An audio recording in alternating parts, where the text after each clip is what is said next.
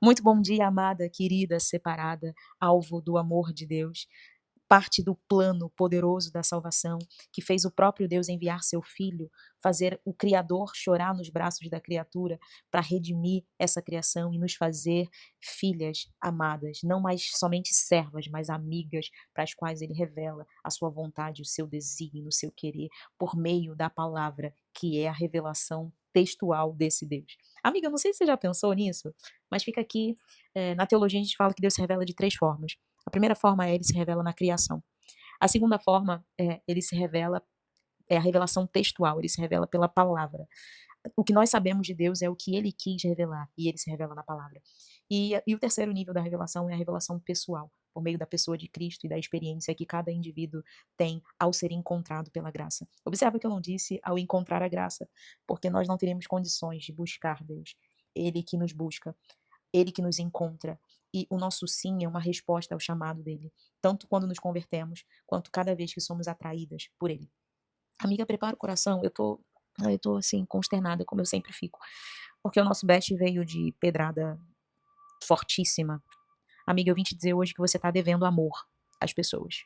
Eu e você, eu e você estamos devendo amor às pessoas. Romanos 13:8 diz assim: a ninguém fiqueis devendo coisa alguma, exceto o amor, com que vos ameis uns aos outros, porque quem ama ao próximo tem cumprido a lei. Esse versículo ele faz uma transição brutal, assim, porque no capítulo 13, do 1 ao 7, ele está falando que nós devemos o que nós devemos às autoridades, né? E ele lista o que nós devemos. Ele diz: nós devemos impostos, nós devemos tributos, nós devemos respeito e honra. Isso está lá principalmente no versículo 7 de Romanos 13. Aí quando chega no 8, sabe quando você fica aquela cara meio de meme, assim, da Nazaré, calculando o que nosso best estava falando? Porque eu vim lendo bem feliz, bem bonita, pensando, ok, sujeição às autoridades, autoridade civil, autoridade política, ok. Ele está definindo a organização e a norma para viver em sociedade. Aí ele faz uma transição para o versículo 8 dizendo dever amor. E eu fiquei, what? Como assim, querido? Que transição é essa que ele está fazendo? Ele está simplesmente, e eu fico perplexa com a palavra de Deus soprada na mente e no coração de Paulo para que ele escreva esse tipo de coisa. Ele está ampliando e ele está dizendo: existe uma dívida, Camila, queridinha, que você nunca vai terminar de pagar. E essa dívida é o amor ao próximo. E aí vem essa pedrada que ele escreve, né? A ninguém fique devendo alguma coisa, exceto o amor. E ele está falando aqui, a palavra que ele usa é dever, é estar em dívida mesmo, é ter obrigação para com alguém.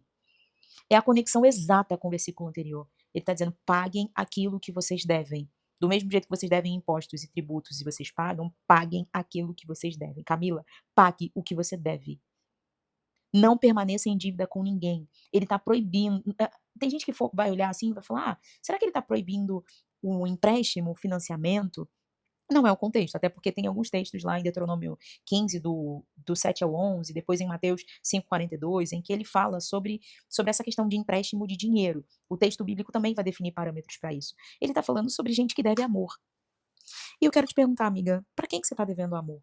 Quando ele falou do próximo, eu fiquei lembrando da parábola lá do bom samaritano e fiquei pensando se o próximo era somente uma pessoa desconhecida. Mas o próximo não é necessariamente uma pessoa desconhecida. O próximo é o próximo. É quem está visível. É quem está visível para você. Eu preciso te dizer que talvez o próximo para quem você está devendo amor, você dura, tá? Seja o seu filho, seja a sua filha, seja a sua mãe, seja o seu cônjuge, seja o seu colega de trabalho, o seu vizinho. Se você encontra o seu vizinho no elevador e você não expressa amor para ele pelo cuidado, pela preocupação, por meio de uma palavra se está tudo bem, segurando a porta para que ele passe, para que ela passe, vendo uma senhora idosa carregando bolsas e não se oferecer para ajudar a carregar, isso é estar devendo amor. Saber que tem alguém da sua igreja, da sua comunidade, que está passando pelo desemprego, pelo luto, é, pelo luto da morte de alguém que realmente morreu, ou pelo luto da morte de alguém que está vivo, como, por exemplo, uma mulher que passa por um divórcio, por uma... Se você não está fazendo nada com relação a isso, amiga, e meu coração está queimando, e eu fico constrangida diante da presença de Deus, porque eu estou devendo. Eu estou devendo, não estou fazendo o tanto que poderia fazer.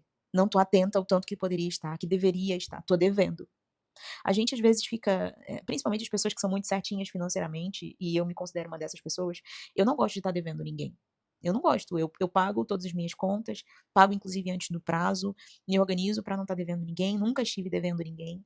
E e ouvir o apóstolo Paulo, nosso mestre, falar isso é uma pancada na cabeça, porque é Deus dizendo: "Camila, você está devendo. Você acha que você não está devendo ninguém, mas você está devendo e está devendo muito. Eu quero que você olhe para as pessoas com amor, e que você olhe para elas como alguém que está devendo a elas". Porque às vezes a gente age, amiga, e eu tô assim, massacrada pela presença do Espírito hoje.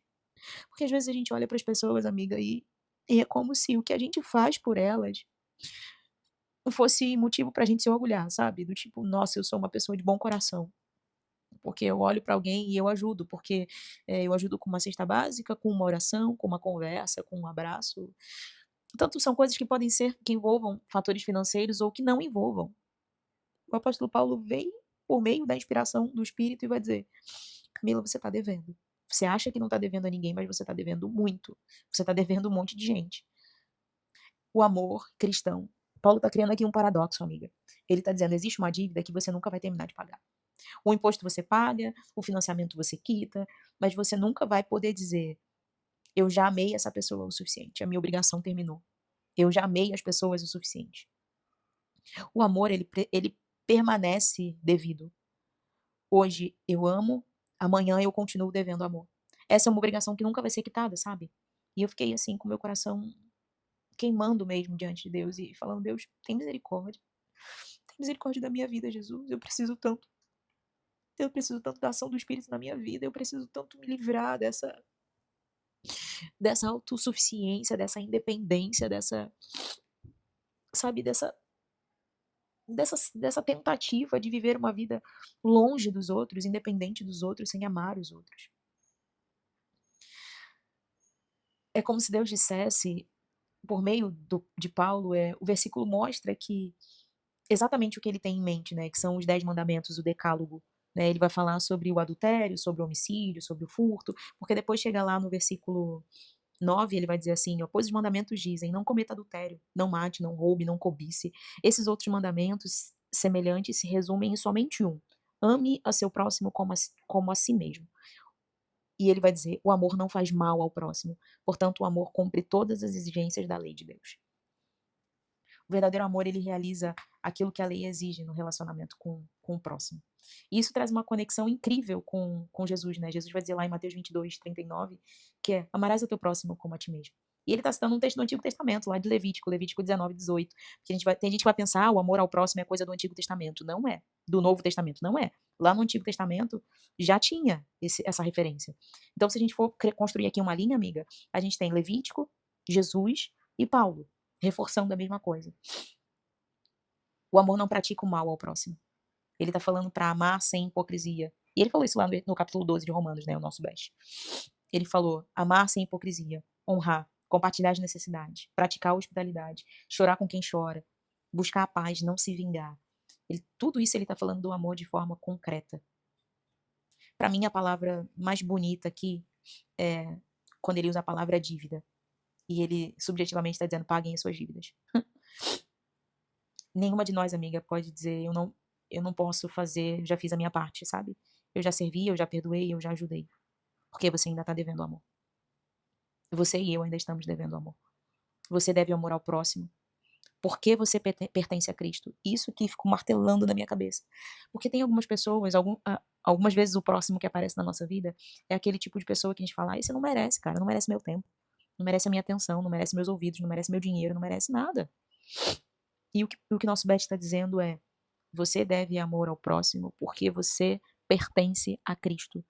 Camila, você não deve amor ao próximo porque o próximo merece ou porque ele é digno. Você deve amor ao próximo porque você pertence a Cristo.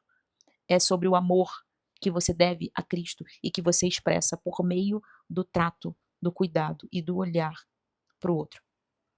Amiga, os padrões do Evangelho são inatingíveis sem a ação do Espírito, inalcançáveis, incompreensíveis, se não por meio da ação do Espírito.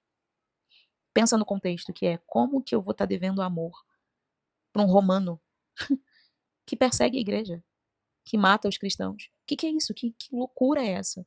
E o próprio apóstolo Paulo vai dizer que o evangelho, Ele é loucura para quem se perde, mas ele é poder de Deus para a salvação daquele que crê. Somos eu e você, minha amiga. Somos eu e você, consternadas, quebrantadas, massacradas pelo poder da palavra que corta a nossa alma de dentro para fora. A minha pergunta hoje para você, amiga, é: como que você vai pagar essa dívida pro seu próximo? Como que você vai pagar a dívida para mim? Como que você vai pagar essa dívida para sua mãe, pro seu pai, pro seu cônjuge, pros seus filhos, pro seu colega de trabalho, pro seu vizinho, pro seu amigo da igreja, pra mulher que é caixa do supermercado, pra pessoa que vai tentar passar à sua frente na fila? Como é que você vai pagar essa dívida? Pense em formas de pagar essa dívida, formas práticas, com seus vizinhos, com seus filhos. Peça que o Espírito te mostre, te confronte e corte o seu interior por meio da palavra. Compartilhe esse áudio com alguém, com uma amiga, com alguém que você conhece, sua mãe, sua filha, uma amiga da igreja. Compartilhe esse áudio. Tem alguém que precisa receber essa palavra, a revelação, a, a revelação já registrada, já escrita aqui, o próprio Deus se revelando pra gente. Se inscreve nesse podcast, minha amiga, que eu tenho áudio para você não perder todos os dias. E nunca esquece que nele, só nele, nós vivemos, nos movemos e existimos. Beijinho e até amanhã.